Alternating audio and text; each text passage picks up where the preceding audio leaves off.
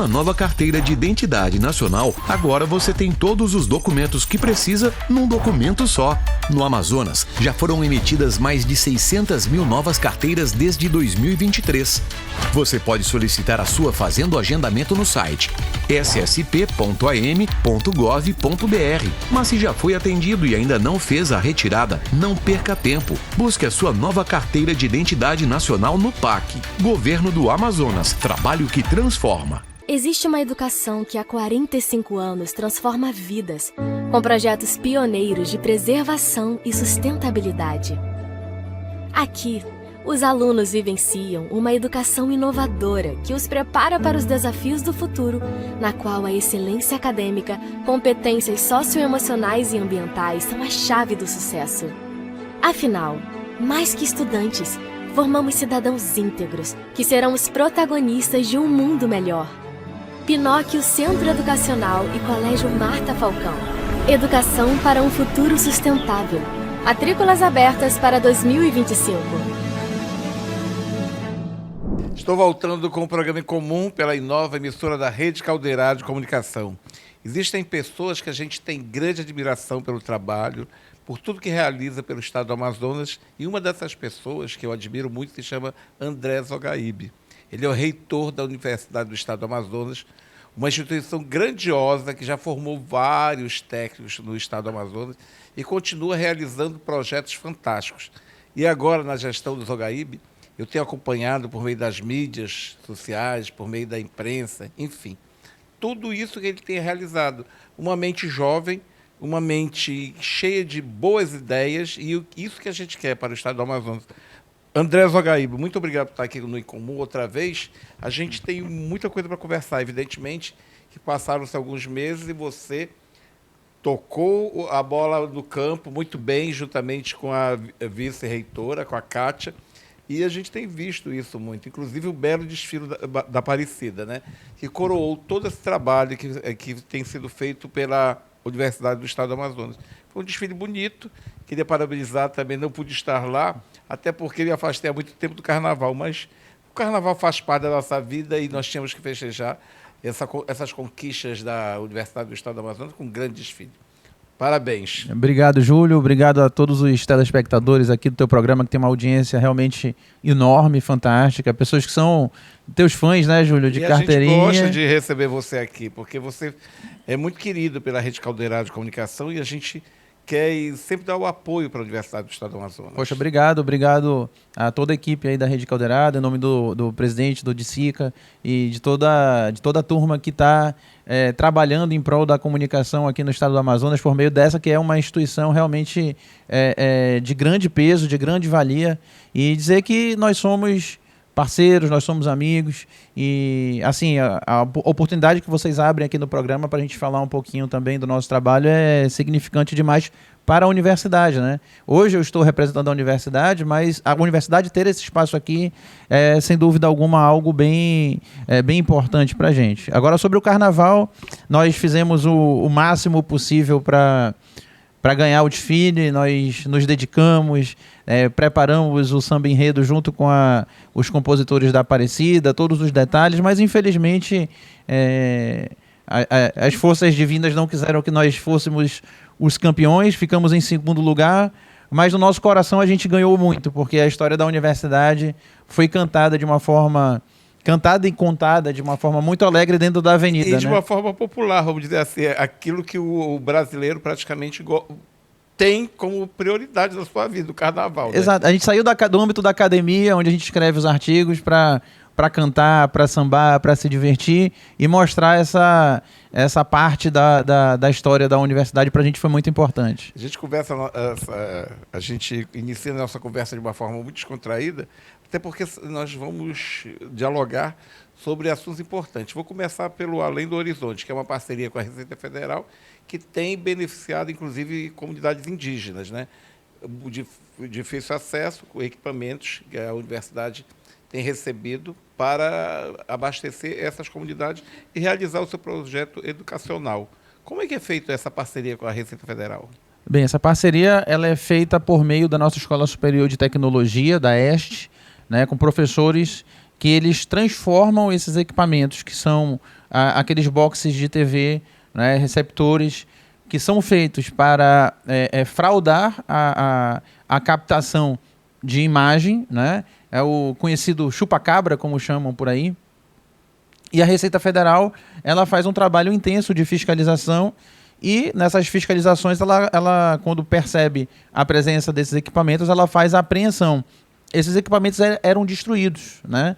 E aí a Receita Federal perguntou da universidade num dado momento se não era interessante nós utilizarmos aqueles produtos, aqueles equipamentos ou os componentes daqueles equipamentos nas nossas atividades educacionais e acadêmicas. Então, prontamente, os professores da ESH compraram a ideia e a gente acaba desenvolvendo aí, computadores, microcomputadores para utilização em comunidades carentes, e isso faz, além da questão acadêmica na formação dos nossos discentes da graduação, também tem um papel social dentro desse processo. E sustentabilidade também envolve isso tudo, né? O projeto de sustentabilidade se engloba aí nesse projeto. Exato, né? E assim, era um material que ia ser destruído, é um material que, dentro dessa perspectiva, ele não vai ser degradado no meio ambiente em milênios, né? Em milhares de anos, e dessa forma a gente está conseguindo reciclar e dar uma destinação social e, lógico, científica e acadêmica dentro da nossa universidade. Eu descobri hoje também que a Universidade do Estado do Amazonas tem um barco que se chama Roberto dos Santos Vieira. E fiquei muito feliz porque o Roberto me traz boas lembranças, né, de um professor que deixou a sua marca no Estado do Amazonas, né? Que trabalho é feito por esse barco? Bem, eu não vou nem falar do professor Roberto, que ele deixou um legado tão grande, tão interessante, que, né? que o nome dele já fala, né? Eu me emocionei quando eu vi isso. Não é pieguismo, não. É porque o Roberto fazia parte da nossa história, né, acadêmica, né, da nossa vida acadêmica. E tudo que ele representa no Estado do Amazonas foi referenciado pela Universidade do Estado do Amazonas com esse barco. Exato. Ele iria adorar de conhecer. Eu não tenho dúvida. Esse barco é uma forma de transmitir o legado do professor Roberto por meio das ações que são desenvolvidas por meio do núcleo de pesquisa, do Centro de Pesquisa em Química Analítica e Química Aplicada da universidade, né? Que é coordenado pelo professor Sérgio Duvoisin. Esse barco ele foi feito por meio de uma compensação ambiental e nós temos parceiros grandes nesse processo, né, do barco, que é o Instituto Florestal do Amazonas, o nosso IPAAM, né, bem como a Atem, distribuidora de combustíveis aqui, que tem nos ajudado sobremaneira. Então esse barco ele faz a coleta de águas nos nossos rios, nas calhas dos rios, nos afluentes dos rios, e mede a questão da qualidade da água, os níveis de contaminação de metais pesados, de bactérias. E isso para a gente é muito importante porque a gente consegue fazer um rastreamento químico, né, de onde está vindo aquele material contaminante, etc.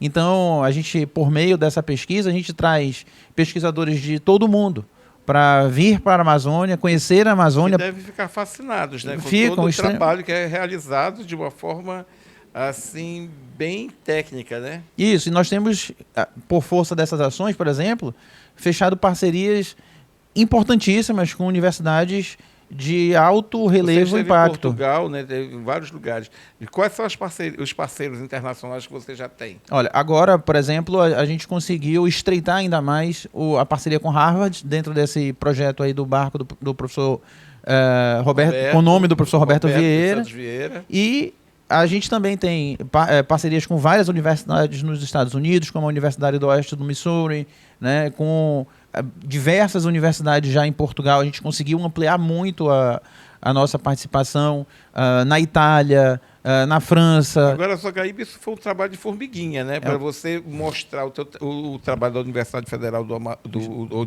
Estado do Amazonas lá e para comprovar que tudo que é executado aqui realmente tem a qualidade do ensino que essas universidades podem chancelar, né? Exato. Olha, hoje, em particular, eu acabei de sair de um evento com os estudantes que foram contemplados com recursos do fundo de reserva da universidade para estarem nesses países, para viajarem pelo mundo mas não é uma viagem turística. É uma viagem de conhecimento. Eles foram aprovados por meio de parcerias que nós já temos com diversas instituições, não é?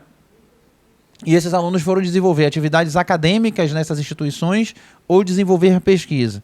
De igual modo, nós temos professores, pesquisadores que frequentam essas universidades.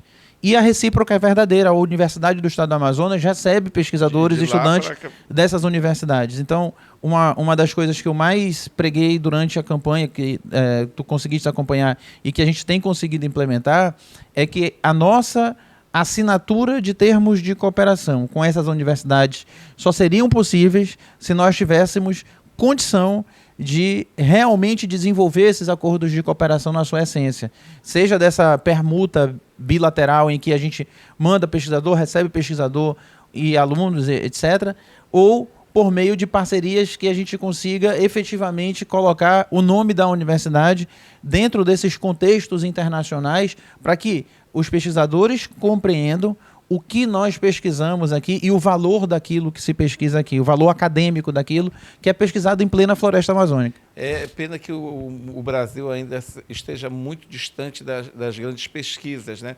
Quando você chega numa universidade dessa, numa instituição internacional dessa, você fica até um pouco acanhado dizendo assim, eu estou fazendo muito com pouco recurso, né? Porque para fazer uma pesquisa, uma boa pesquisa, você precisa de recursos, né? Precisa de equipamentos. E, às vezes, nós não temos por questões financeiras, né? E, então, a gente vai fazer o que a gente tem e consegue desenvolver um trabalho que tem uma parceira como essa como Harvard, né? A gente precisa entender como sociedade, que a gente começa a falar a culpa é do político, é de quem está no poder, etc e tal, mas a gente tem que mudar a nossa forma de pensar como sociedade. Né? As pessoas ainda acham que investir em educação não é um investimento. Elas veem isso como um custo, né? Essa mudança de mentalidade, mudar a chave como brasileiro, como cidadão, é muito importante para que o nosso país comece a valorizar mais o processo educacional. Veja bem, os grandes países, independentemente da política ideológica, sejam países de direita, essencialmente, ou países de esquerda, os que têm relevância econômica são aqueles que investem educação pesada, de forma pesada em educação, principalmente na educação de base e, consequentemente, também em educação avançada, de nível superior e educação de alto nível nos níveis de pós-graduação, mestrado e doutorado. Então, assim, a pós-graduação na China, por exemplo, aí especialização, mestrado e doutorado, que são os cursos que estão dentro da pós-graduação. A China investe bilhões para construir laboratórios gigantescos. A despeito, por exemplo, do ChatGPT, só para exemplificar... que é vamos dizer, o grande... novidade do mundo, eu acho que é a grande...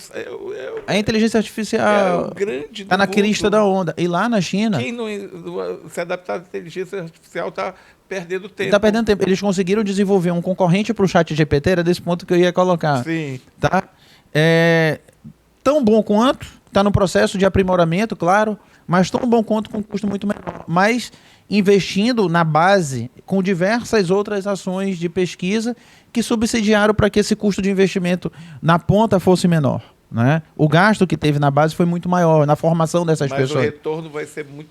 o retorno é exponencial. Então, assim, é mundial, né? Exato. É mundial. Aí a gente só consegue entender que o investimento ele tem que ser feito na base quando a gente olha para esses países. Por exemplo, Coreia do Sul, China, Japão... Eles estão dominando o mundo cada vez Estados Unidos, a Alemanha. Eles dominam a produção do conhecimento naquilo que a gente chama de fronteira tecnológica, né? Então, para a gente chegar na fronteira tecnológica, a gente tem que investir na base.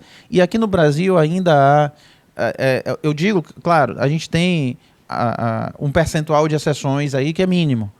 Mas no grosso, na grande massa da população, não consegue entender que isso... E ainda tem algumas pessoas que discutem questões sem conhecimento de causa, e aí tem bibliografia, tem exemplos, é o que eu digo, independe da questão ideológica. A história da política, né? Quem está no poder. Eu vou fazer um breve intervalo comercial. Daqui a pouco eu volto. Tem mais em comum aqui na Inova, emissora da Rede Caldeirado de Comunicação.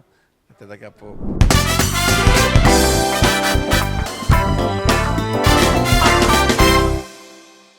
Com a nova carteira de identidade nacional, agora você tem todos os documentos que precisa num documento só.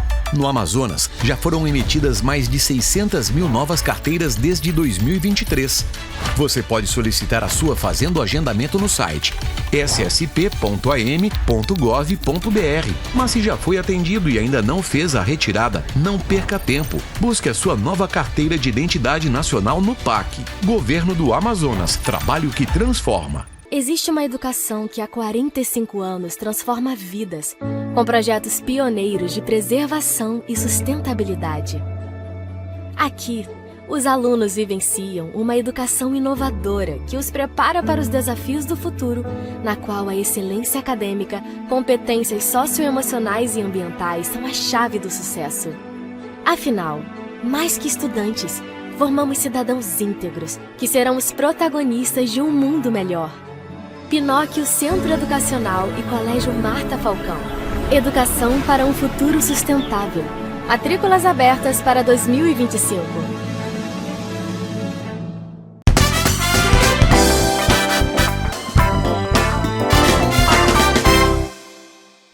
Estou retornando com o programa em comum e eu estou muito feliz em receber o André Zogaíbe aqui, o reitor da Universidade do Estado do Amazonas, e a conversa está fluindo gostosa, de uma maneira bem interessante, porque eu sou fã da Universidade do Estado do Amazonas por tudo aquilo que ela representa para o nosso Estado, para as pessoas que não tinham oportunidade de estudar. O conhecimento, o estudo, é tudo. Eu sempre digo assim, invistam em educação, apostem na educação. Eu gosto de ajudar pessoas quando elas precisam estudar. Por quê? Sem conhecimento, a gente não pode crescer nunca. Sem estudar, que seremos nós sem estudo, não é, Zogaíbe? E agora mesmo a gente está falando dos bastidores, antes de voltarmos aqui, sobre o Preveste, que é a oportunidade que as pessoas têm de se preparar para prestar o vestibular da Universidade do Estado do Amazonas. Como é que funciona o Preveste? Bem, o Preveste foi uma ideia de nós retomarmos o processo antes da presença da própria universidade. Ou seja, o aluno, ele é aluno depois que ele entra no vestibular. Enquanto ele não é matriculado na universidade, ele é candidato a uma vaga na nossa instituição. E aí a gente resolveu... Eram os famosos cursinhos dos anos 70. Exato, 70, 80, 90. Que a gente tinha que passar por aqueles corujões intensivos. Exato. E haja café, e haja Coca-Cola com café para não dormir. Que não é da tua época. Eu estou com 62 anos, eu sou dessa época. Mas eu ainda peguei essa época. O Preveste mudou, tem outra cara, evidentemente. Aí o que a gente fez? A gente pensou em algo tecnológico, de curta duração, para que a gente possa prender a atenção dessa nova geração, que é uma geração que quer as coisas mais rápida, mais dinâmica, que muitos deles, inclusive, nem conseguem ficar muito tempo na frente da televisão ou do smartphone. Então, a gente pegou e criou todo um modelo para que nós conseguíssemos, por meio desse projeto de extensão, despertar o interesse pela universidade, mas com conteúdos que são conteúdos que constam na prova do vestibular. Conteúdos do ensino médio, do novo ensino médio, que estão sendo repassados nas escolas. E o mais interessante, com resolução de exercícios de acordo com as provas da VUNESP, que é, no caso, a instituição que promove aí a realização das provas do nosso vestibular. Aí o estudante, o pré-candidato, vai lá e faz sua inscrição gratuita. Ele não precisa nem se inscrever. Ele pode baixar o aplicativo, ele pode assistir pela TV Encontro das Águas, que é a TV do Estado, TV parceira, né? Ele não precisa, então, se inscrever. Antigamente, e ele vai lá, assiste às aulas, entendeu? A questão é essa. Essa questão da resolução de exercícios dentro da televisão ou do aplicativo faz com que ele comece a entender a dinâmica das provas. E isso é feito por meio de professores aí das mais diversas áreas, português, biologia, matemática, história. E a grande dificuldade atualmente dos alunos, pelo que eu vejo, acompanho nas redes sociais, é o português, né? que o nosso português é uma língua muito difícil, né? Então, o vestibular elimina, assim, muitos candidatos logo de início, né? Eu digo até para alguns filhos de amigos, então, como é que eu faço para passar no vestibular? Eu falei, eu vou te dar a receita do bolo. Anota aí, pega um papel e uma caneta, eu brinco, né? O menino vai lá dentro, pega o papel e uma caneta, ou escreve aí, estudar. Aí como assim? A receita do bolo é estudar. Com certeza. Agora, tem que estudar, e estudar direito, estudar bem, estudar certo.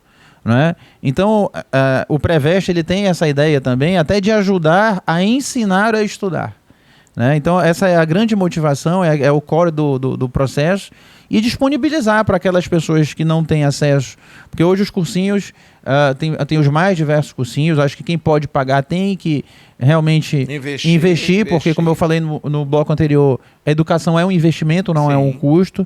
Mas aquelas pessoas que não têm essa condição financeira, elas também precisam ser oportunizadas de uma preparação de qualidade. E o Preveste ele entra com essa conotação.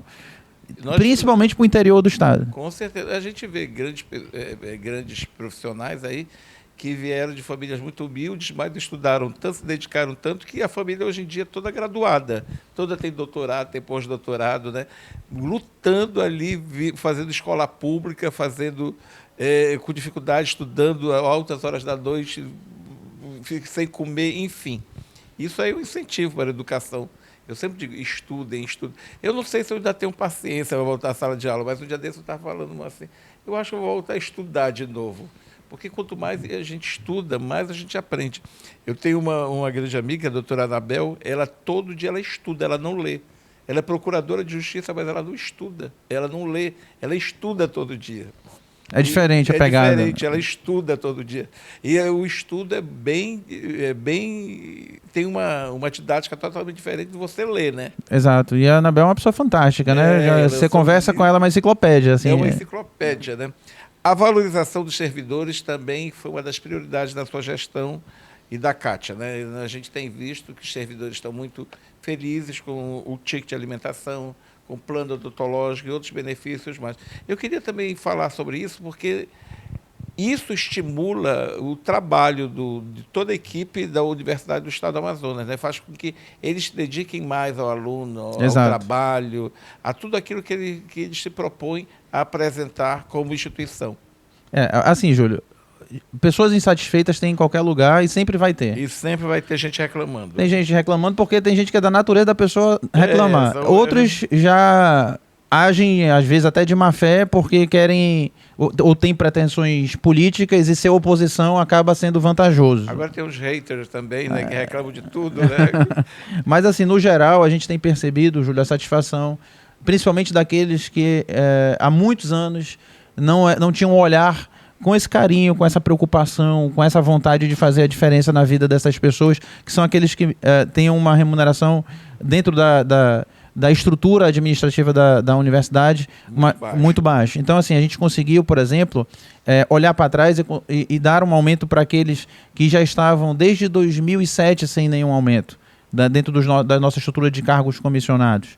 A gente conseguiu chegar na universidade e deixar o ticket num patamar extremamente importante, interessante, de tal modo que para alguns o ticket chega a ter a mesma paridade do salário, né? Apesar de ser poucos para uns, para outros é essencial. Muito, né? É essencial. Porque comer, né? Se alimentar para que você faça um trabalho bem feito, né? E dentro dessa perspectiva a gente conseguiu fazer a promoção de todos os professores em tempo, né? A gente conseguiu, além de promover os professores em tempo, aumentar o pagamento das gratificações de produtividade da GPA, da gratificação de produtividade acadêmica dos docentes. Quando eu cheguei na gestão eram 228 que estavam sendo pagos. Nós já estamos com 486 professores recebendo a gratificação de produtividade acadêmica.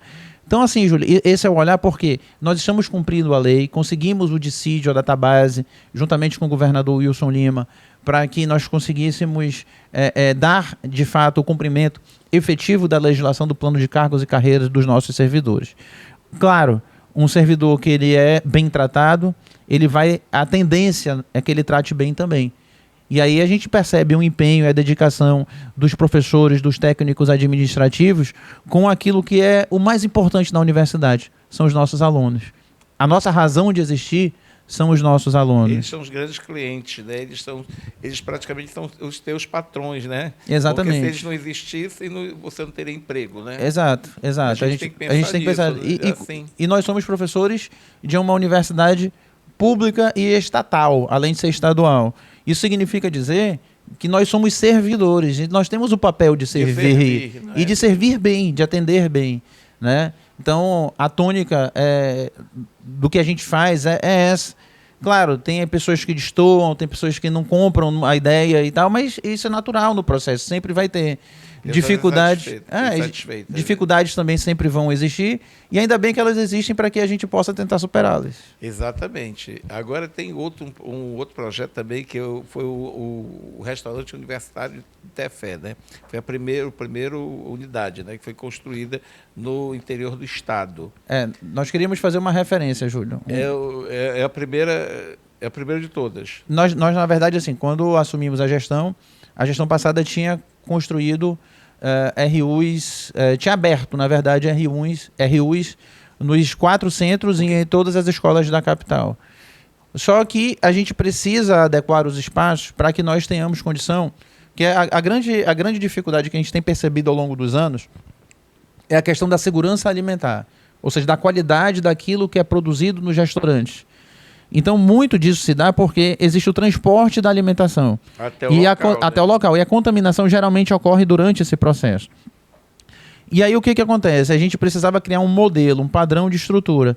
E aí, nós escolhemos Tefé, que é onde a gente tinha um espaço maior para iniciar esse processo. E nós entregamos agora o primeiro restaurante, de fato, que tem todo o processo dentro das normas, como tem que ser, para a produção ocorrer na universidade. Né, a produção ocorrer dentro do espaço da universidade. Com toda a manipulação dos alimentos de uma forma adequada. Adequada, né? Garantido. Com supervisão da área de saúde e tudo. Exato, garantido não só a permanência do aluno na universidade, e a gente escolheu o Tefé porque a Tefé acaba sendo um hub ali no Médio Solimões para que outros municípios acessem ali o município de Tefé. E tem muitos alunos que moram em comunidades ribeirinhas, né? Próximas de Tefé, distantes de Tefé, mas que acessam Tefé, que vão lá para se alimentar, porque estudam lá na nossa unidade, né? Demoram horas para chegar lá e passam o dia dentro da universidade. Então a gente precisa fixar essa realidade de vários municípios no nosso estado, mas assim, como o Tefé era mais central e tem toda essa questão logística, a gente começou por Tefé. Mas a ideia é que a gente consiga expandir isso para Itacoatiara, Tabatinga, Parintins. Gestão de estado desses municípios. Exatamente. E na capital também. Olha, isso é tão bom, né? Agora, Zogaíbe, eu acompanhei com muito entusiasmo uma notícia sobre a cessão né, do prédio histórico da Alfândega, ali ao lado do Porto de Manaus, para a Universidade do Estado do Amazonas. E fiquei curiosíssimo em saber quando isso se dará, a partir de que período se dará, e o que você pretende fazer ali, já que aquele prédio também é um prédio histórico, mas alaga durante a cheia, né? As grandes cheias, a gente já viu várias vezes aquele prédio ali. E eu passo ali naquele prédio, fico me lembrando da minha infância, né? Que nós íamos para o mercado ali pela frente do prédio da Alfândega. E eu fiquei feliz. Eu digo, olha, o Zogaíbe teve um olhar para o centro, levou a universidade também para mais próxima da construção da cidade de Manaus, do início da cidade de Manaus, que é o centro da cidade, ali a área do Porto. Nós tivemos a ideia, com o apoio do deputado Sinésio Campos também, diga-se de passagem, que foi um entusiasta desse processo, para que nós conseguíssemos aquele prédio, para que nós pudéssemos realizar ali atividades da nossa Escola de Artes e Turismo, no sentido de ter um espaço histórico, um espaço que por si só já conta um pouco do que foi a história da nossa capital, né? E um espaço que com toda essa com todo esse glamour, com todo esse charme. Aquela guarda-moria ali que tem ali no início, eu sou apaixonado pelaquela guarda-moria que fica escondida ali, ninguém nem olha e nem sabe qual era a importância da guarda-moria para aquele prédio. Então, assim, a ideia é contar a história da nossa capital, a história do nosso estado, né? E ali ter exposições de artes das mais diversas naturezas, não só com exposição de artistas locais, de artistas plásticos, mas das pessoas que são ligadas à música, à dança, ao teatro, e fazer daquele local ali um local do povo, em que o povo possa ter contato com a cultura nas suas mais diversas formas. Então, é um processo demorado porque não é só reforma. Existem algumas questões que, por força da historicidade do processo, precisa ser restaurada. O IPHAN, então, está acompanhando de perto. Está acompanhando de perto para que a gente consiga restaurar aquele patrimônio, que é muito mais delicado, é um processo um pouco mais lento. E muito mais caro, né? E muito mais caro. Muito alto, né? Então, a gente tem que fazer isso com muita parcimônia, até para economizar recurso público, etc., para otimizar o gasto do recurso, mas que a gente consiga fazer de tal sorte que seja um ponto de encontro da sociedade para promover a nossa cultura aqui no estado. Inclusive para os turistas que chegam nos navios dos cruzeiros já podem visitar, inclusive conhecer um pouco mais da história do estado do Amazonas por meio desse projeto também. Exato. Ele já tem data para iniciar isso? Olha, a gente não está com uma data ainda fechada, porque eu digo que a gente trabalhar com construção civil é um pouco complicado com prazo. A gente vivencia isso em casa também, né? E com certeza. Mas a gente está programando a inauguração no ano que vem, né? No início do ano que vem, no primeiro semestre de 2026. Em Parintins, a Universidade do Estado do Amazonas tem um projeto também pioneiro, né? Envolve tecnologia, o Ocara, né? Como é que é feito esse projeto? Bem, o Ocara, ele é um projeto que tenta... a ideia ali é que a gente consiga convergir as vocações do município de Parintins, as vocações artísticas e culturais do município de Parintins, dentro de uma perspectiva tecnológica. Então, é um prédio que foi construído por meio de uma relação de pesquisa, desenvolvimento e inovação com a Samsung, né, que é a grande parceira de P&D da universidade, é a Samsung, né? E por meio da Samsung, nós conseguimos construir aquele prédio com vários cursos de extensão, com produção de design digital, com a parte de produção de materiais dentro do aspecto digital. Então, assim, eu ouso dizer que um dos prédios mais modernos e bonitos de Parintins hoje é o prédio do Ocara, dentro da nossa universidade. E foi uma boa ideia sua, até porque eu acho que parintinense ele não nasce, ele estreia, né? Ele já nasce artista, né? Então, vocês deram mais um upgrade no projeto de vida, na cultura do estado, na cultura daquela região, Parintins. E estamos renovando agora o projeto com a Samsung. A Samsung oportunizou que nós dessemos continuidade a mais um projeto dentro do Ocara, o Ocara 2.0. E acho que mais alguns dias a gente já vai estar anunciando aí isso vai passar ainda pelo compliance da Samsung, etc e tal, mas se tudo caminhar da forma como está, eu não tenho dúvidas que a Samsung vai seguir adiante com o nosso projeto 2.0 lá para o município. Eu gostaria de ficar aqui com o Zogaíbe mais a tarde inteira, até porque eu sou um grande entusiasta da educação. Mas, infelizmente, a produção está dizendo que o nosso tempo está esgotando. Zogaíbe, muito obrigado por estar aqui conosco. Volte sempre. Você será muito bem recebido aqui na Rede Caldeirada de Comunicação, na Inova e na Crítica, enfim, todos os órgãos, todos os nossos meios de comunicação da Rede Caldeirada. O trabalho que você tem feito na Universidade do Estado do Amazonas, justamente a professora Kátia e todas as equipes, todo mundo, professor Valber, que me socorre de vez em quando com informações. Eu quero saber quem é que está no município tal. Lá está o professor Valber. Muito obrigado mesmo pela sua presença aqui conosco. Eu que agradeço, Júlio. Você é um amigo de longa data, um grande parceiro nosso. Meu pessoal, mas também da Universidade do Estado. A gente só não combina os times, né? Pois é, a gente só não combina os times, mas o legal é isso, né? Obrigado, Zogaíbe. Obrigado, meu irmão. Queria agradecer também a toda a nossa comunidade acadêmica, em especial a minha amiga, vice-reitora, a professora Kátia Colseiro, a todos os pró-reitores, Valber, Nilcinho, Darlisson, Mubarak, Isaac, enfim, todos os professores da universidade, servidores, enfim. E alunos, porque a universidade é a nossa paixão. A gente está lá porque a gente ama fazer educação, ciência, pesquisa e desenvolvimento tecnológico. Então, quero deixar aqui um beijo no coração de todos vocês e mais uma vez agradecer você, agradecer ao DICIC, agradecer ao Marco, que são amigos aí que eu não tenho dúvida que fazem um trabalho também fenomenal dentro do nosso estado. Obrigado. Daqui a pouco eu volto. Tem mais em comum aqui da Inova, emissora da Rede Caldeirada de Comunicação. Até daqui a pouco.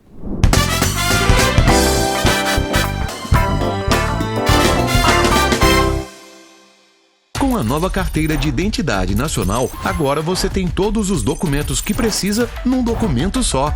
No Amazonas, já foram emitidas mais de 600 mil novas carteiras desde 2023. Você pode solicitar a sua fazendo o agendamento no site ssp.am.gov.br.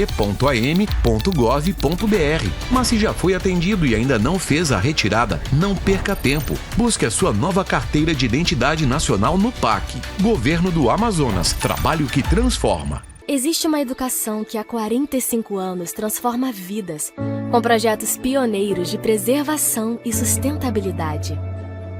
Aqui, os alunos vivenciam uma educação inovadora que os prepara para os desafios do futuro, na qual a excelência acadêmica, competências socioemocionais e ambientais são a chave do sucesso. Afinal, mais que estudantes, formamos cidadãos íntegros que serão os protagonistas de um mundo melhor.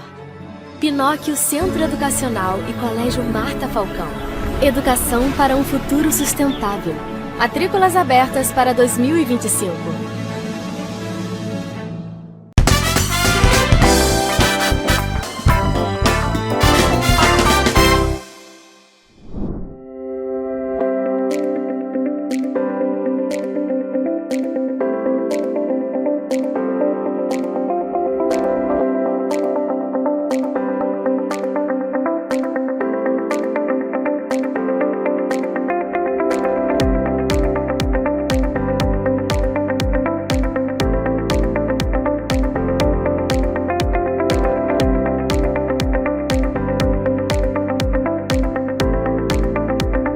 Estou aqui no lançamento do livro da Julieta Pinto Cardoso de Carvalho, né? É um nome bem pomposo, né? Bem estiloso, bem chique. Né? A cara dela, né? E eu estou aqui com José Cardoso, que é irmão da escritora que faz sua estreia. Eu vi você bastante emocionado, né? E você faz uma apresentação, José, que eu achei interessantíssimo. Você fala, a menina que contava histórias para as bonecas. É uma história super interessante, porque quando eu comecei... Primeiramente, eu acho que pouca pessoa conhece mais a Julieta do que eu, né? A nossa história, como eu falei, começa antes de ela nascer, porque eu estava esperando a cegonha. E a minha primeira grande frustração é que eu não via a cegonha. Mas sempre foi uma relação muito simbiótica, a minha relação com a Julieta. E quando ela me deu o livro, eu fui o primeiro a ler, eu sabia que eu ia ler um livro bem feito, bem escrito, mas nunca pensei, né, que eu fosse ler uma coisa tão forte, uma saga de personagens. Os personagens é de uma realeza, é de uma realidade. Não são... É como eu falei, Julinho, é como se você estivesse vendo um filme noir.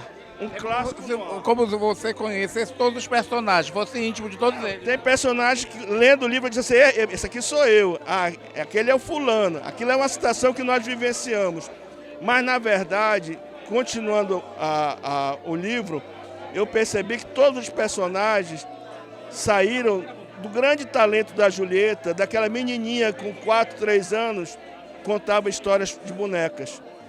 E esses personagens é de uma realidade porque eles são tirados a fórceps, uns com muitas dores, outros com poucas dores, outros abortados na crueldade da nossa sociedade, mas todos muito reais. É tanto que eles me acompanharam durante um bom tempo depois que eu acabei de ler o livro. Eu não conseguia me desligar dos personagens. Agora é bem interessante fazer esse registro com a sua presença aqui, porque essa relação que você tem com a sua irmã mostra o carinho também da família, que todo mundo da família Pinto Cardoso, que eu conheço, tem uma cultura, tem uma inteligência fantástica. Isso não é nenhum elogio gratuito, porque eu conheço todos vocês e sei da capacidade que vocês têm de escrever essa doçura, essa competência, vamos dizer assim, de brincar com as letras, brincar com a cultura. Porque para vocês é uma brincadeira. Vocês são herdeiros do Sérgio Cardoso, então vocês trouxeram isso no sangue. Na verdade, o meu avô e depois o meu pai foram mecenas, né, dos livros publicados aqui em Manaus durante 3 décadas. né? E eu acho que aprendi com meu pai, com a Julieta também, o hábito da leitura, né? É tão bom ler, não é, José? Porque pegar o livro, já desse eu fiz uma viagem onde um amigo disse assim, eu gosto de pegar o livro físico, o negócio de ler virtualmente não tem graça. Olha, o cinema, ele te impõe os personagens pelaquilo que tu vê. A leitura te permite que você crie, né, a imagem dos personagens e, quer dizer, é uma coisa muito mais liberta, né, no sentido de você absorver aquela história, porque você cria na tua cabeça quem é o fulano, como é que é o fulano, o cinema já te impõe. Apesar de que eu sou cinéfilo, tu sabe disso, né? Eu amo cinema. José Cardoso, Zezinho, para nós íntimos, prazer de rever. E vamos celebrar a Julieta na sua estreia. Não, eu acho que sempre com a palavra certa. Hoje, o momento que eu falei para ela hoje de manhã é de celebração. Imagina uma pessoa, né, que, né, já criou muito bem os filhos, né, agora está Uma avó excelente. Uma avó excelente. Ela se permite, né, a se jogar no escuro, né? Porque todo artista é inseguro, né? E eu falei para ela, mana, é pulando do precipício que a gente cria asas e a gente voa mais alto. Ela é pássaro sonhador. Com certeza, você pode observar os passarinhos. Eles pousam num galho finos e não tem medo de cair, porque eles têm asas. Eles sabem que as asas dão segurança para eles para voar longe. É pássaro sonhador. Prazer te rever, Zezinho. Queridão, muito prazer e vamos celebrar, né, Julinho? Sim. Olha, hoje é dia de celebração e de mulheres ao meu lado. Estou aqui com a desembargadora Carla Reis, que é presidente do TRE Amazonas, e da Julieta, da Gracinha Julieta, né? Eu sempre confundo um pouco, porque conheço também, vi nascer, fui ao aniversário de um ano. Hoje a desembargadora Carla estava brincando comigo, você que eu estava falando, todo mundo menina, né? Desembargadora, mas vamos falar um pouco dessa celebração, dessa estreia da Julieta. E o Zezinho falava muito bem. Todo artista não sabe o que vai acontecer, mas ela teve coragem de lançar um livro. Eu acho que ela está de parabéns, né? Porque ela é uma mulher incrível, acima de tudo. Conheço a Julieta e a família, eu não vou dizer, porque senão vou dizer entregar a idade, né? Tem mais de 30 anos que nos conhecemos, né? E hoje ela nos coroa, nos brinda com esse livro, que é uma obra-prima. E uma obra-prima que eu digo, falando das nossas raízes, daqui, passado aqui, um romance espetacular. Para quem já teve a oportunidade de ler, como eu já tive, né? Eu só tenho a dizer que leiam, porque eu penso que vai fazer um sucesso espetacular. A Julieta tem uma escrita primorosa, e eu acho, só tenho que dizer parabéns, e nós que estamos, como é que se diz? Presenteados, desculpa que eu fico tão emocionada, mas nós é que estamos sendo presenteados por conta disso, viu, Júlio? Então, eu só tenho que dizer parabéns a ela, a essa família maravilhosa que ela tem. E hoje nós lembrávamos de uma grande dama, que é a dona Mariazia Pinto Cardoso, sempre empoadíssima, toda arrumada, 5 horas da tarde, na sua casa tomando chá. Se ela estivesse aqui, ela ia estar muito orgulhosa dessa filha. Com certeza, de onde ela estiver, ela está vendo a filha amada dela, a filha querida dela, fazendo esse sucesso, celebrando a vida, celebrando os amigos e a amizade e nos brindando com essa obra tão maravilhosa que é esse livro dela, que hoje ela está entregando para a população de Manaus. E essa inteligência, essa cultura é DNA de família. Eu estou aqui do lado da Gracinha, que é a filha, né, que deve estar toda orgulhosa da mãe, deve ter dado muito incentivo à mãe para que ela escrevesse esse romance lindo de estreia, né? Vamos falar um pouco dessa emoção de ser filha de uma escritora. Meu amigo, eu queria inicialmente te agradecer por estar aqui presente, homenageando essa nossa nova escritora amazonense. E eu só posso sugerir aos seus amigos que estão acompanhando agora o programa, seus seguidores, que procurem conhecer essa obra. Sem dúvida é uma obra cativante, uma obra instigante e que de um talento que eu tive a honra e a sorte de poder acompanhar desde muito pequenininha e que agora está sendo apresentado a todos nós. Eu estou muito orgulhosa e muito feliz. Gracinha, o bisavô e o seu avô sempre incentivaram as letras e as artes, né? Isso faz parte da família também. Essa participação na cultura vem há muitos e muitos anos da família Pinto Cardoso. Verdade, o tio Zezinho também é uma grande referência. As músicas dele estão presentes, já, como a mamãe pôde anunciar a todos. O livro, quem compra o livro vem com um marca-página que tem um QR Code que você pode ter acesso a todas as músicas que ambientaram e que inspiraram essa história. E muitas delas são escritas, foram compostas pelo tio Zezinho. Um detalhe da composição do Zezinho Cardoso é o Vento Norte, quando ele fala a saudade de quem já partiu e a saudade do pai que já tinha partido. E uma vez ele me contou isso e eu chorei na piscina com ele na hora do almoço. Naquela época nós estávamos brindando a composição e a gente vê o carinho familiar e este momento. A Julieta é como se fosse a filha adotiva dele, é irmã, mas é uma filha para ele também. Nós somos muito unidos e é uma união que veio de um tronco muito forte, uma fortaleza, como ele costumava dizer, uma delicada fortaleza. Minha avó, Maria da Graça, que só de falar dela, não tem como a emoção não surgir, não vir.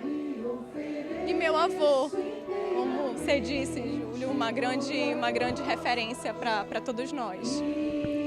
Obrigado, e a gente está homenageando agora a nossa mãe, que é a mãe do céu. Desembargadora Carla, obrigado. Gracinha, obrigado. Muito obrigada, agradeço a todos, agradeço aos seus ouvintes também e o privilégio de estar por aqui hoje com vocês todos, com você especialmente, com a nossa amiga Todos nós daqui. Obrigada, meu amigo, obrigada. Convido a todos a conhecerem essa obra, Encontros de Saberes e Amores da Amazônia. Neste lançamento de Encontro e Saberes, Encontro e Amores na Amazônia, Encontro do desembargador César Bandieira, ele me fala que vai lançar a segunda edição de um livro chamado Naufrágio, onde ele narra uma experiência nada agradável de um naufrágio do Rio Amazonas. Desembargador, eu não sabia disso, fiquei impressionado porque o Rio Amazonas é muito traiçoeiro e o senhor narra isso no livro, que deve ser uma história bem impactante. Né? Foi um evento que aconteceu ainda nos anos 80 e foi muito difícil tirar de dentro de mim, porque eu sobrevivi ao evento, que morreram muitas pessoas, né? Era um barco, eu ia para a minha comarca, era juiz em Parintins e no meio da noite ele bateu num tronco, naufragou e foi algo muito difícil. Graças a Deus sobrevivi, porque talvez tivesse uma missão para cumprir. Qual é o momento mais importante desse livro? A narrativa deve ser muito interessante, mas desse livro, o que o senhor considera de mais importante para o leitor nesta obra? Eu acho que é importante, é interessante as pessoas verem os momentos que eu passei dentro d'água.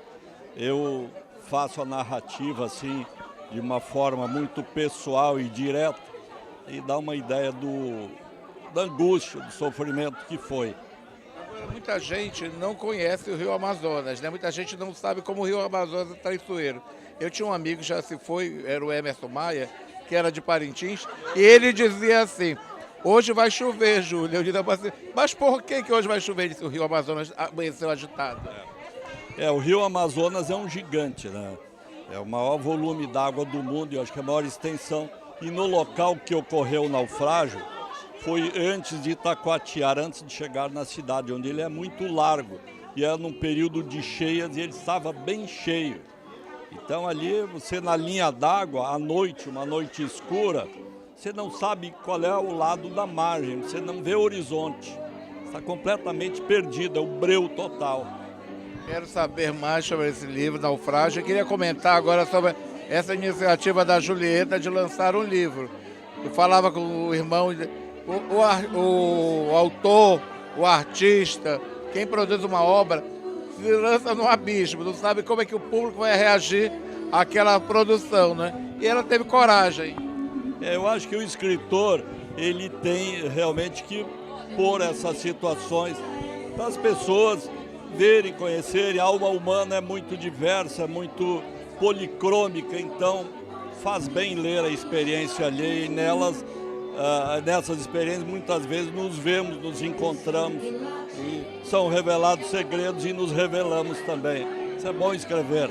A gente está na Valet Teatro e tem a oportunidade de ainda manusear um livro que é tão difícil hoje esses jovens gostarem de livro, de pegar no livro, tudo eletrônico, tudo digital, enfim. Eu ainda sou da época do livro antigo, que a gente tinha que ler, tinha que passar pela tabuada, pelo caminho suave, por toda aquela leitura diária, obrigatória, e que hoje em dia beneficiam a gente por tudo aquilo que nós passamos, porque é um caminho maravilhoso enveredar pela leitura. É verdade, a leitura, a experiência, em primeiro lugar, a experiência sensorial de tocar no papel, ver ilustrações e ler o texto, é algo que acrescenta muito.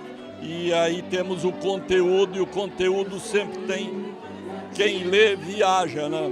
Quem lê sai de si, se encontra com o autor, vai para outras paragens. É uma experiência única que os jovens talvez percam pela instantaneidade dessas comunicações. Mas eu acredito com iniciativas como essa que talvez haja um processo de mudança. Nós que temos outras experiências temos que mostrar isso para os jovens. E eu já mostrei para muitos e eu acho que na medida do possível as coisas mudam. E tem que baratear o custo dos livros também para tornar mais acessível. Tornar mais interessante aos olhos do consumidor. Qual é um livro que o senhor indicaria para alguém que quer ler, quer se dedicar a essa leitura, um livro que todo mundo tem que ler? Olha, tem os clássicos, qualquer um dos clássicos é fundamental a leitura. E nós temos grandes autores brasileiros, a começar de Machado de Assis e por aí vai. Eu gosto do Gabriel Garcia Marques, com aquele realismo fantástico que realmente instiga a imaginação. Qualquer livro é bom de ser lido e deve ser lido. Tem alguns que as pessoas gostam mais e isso só é determinado pela leitura, Júlio. Quem começa a ler, lê um, lê outro e vai encontrando seus caminhos. Eu digo sempre, desembargador, que a gente tem que ler até bula de remédio, porque isso estimula a nossa mente. Exatamente. Dizem até que previne Alzheimer e outras doenças degenerativas, né? Além do que, a leitura é instigante, faz bem à saúde, isso é comprovado. Obrigado, desembargador. Vamos continuar festejando aqui, celebrando a Julieta. Ok, maravilhoso o livro da Julieta, estou conhecendo hoje, lerei com certeza. E em breve, se Deus quiser, teremos lançamentos aqui desse que vos fala. Já deixei os originais aqui na editora para uma segunda edição. Obrigado. Semana que vem eu volto, tem mais em comum aqui na Inova, emissora da Rede Calderaro de Comunicação. Até semana que vem.